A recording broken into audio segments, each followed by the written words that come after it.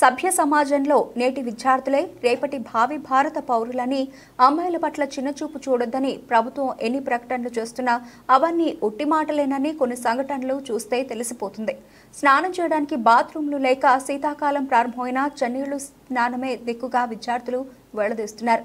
వసతుల లేమితో విలవిల్లాడుతూ కుళ్ళిన కూరగాయలు, పురుగుల అన్నంతో కడుపు నిండా తినలేకపోతున్నారు రెసిడెన్షియల్ పాఠశాల విద్యార్థినులు.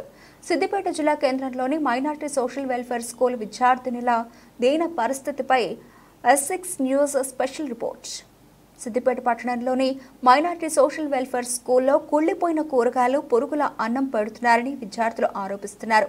చలికాలం ప్రారంభమైనా కూడా చన్నీళ్లతోనే స్నానం చేయాల్సి వస్తుందని విద్యార్థులు వాపోతున్నారు. బాలికల రెసిడెన్షియల్ పాఠశాలలో కనీసం బాత్రూంకి డోర్లు లేకుండా స్నానం ఎట్లా చేయాలని చెప్పేసి విద్యార్థులు తమ బాధను వ్యక్తం చేస్తున్నారు.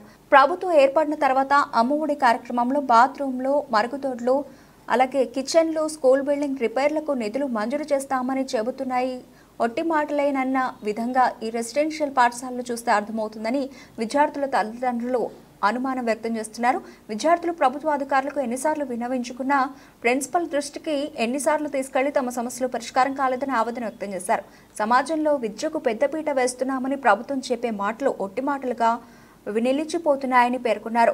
ప్రభుత్వం నిధులు మంజూరు చేస్తే స్కూల్ అభివృద్ధికి ఖర్చు చేయలేదా, లేక కాంట్రాక్టర్ల గోల్మాల్ చేశారా అనే అనుమానాలు కలుగుతున్నాయి. ప్రభుత్వ అధికారులు, జిల్లా మంత్రి పొన్నం ప్రభాకర్ ప్రత్యేక చొరవ చూపి పాఠశాలలో వసతులు కల్పించి భోజనం సరిగా పెట్టే విధంగా చర్యలు తీసుకోవాలని కోరుతున్నారు. కుళ్ళిన కూరగాయలతో, పురుగుల అన్నంతో భోజనం పెడుతున్న ప్రిన్సిపల్, వార్డెన్, సప్లై చేస్తున్న కాంట్రాక్టర్పై చర్యలు తీసుకోవాలని విద్యార్థులు కోరుతున్నారు. మీరు కూరగాయలు తెచ్చిన మొక్కాలేదా మీకు అని అంటారు సార్. తీసుకోవాలి సార్.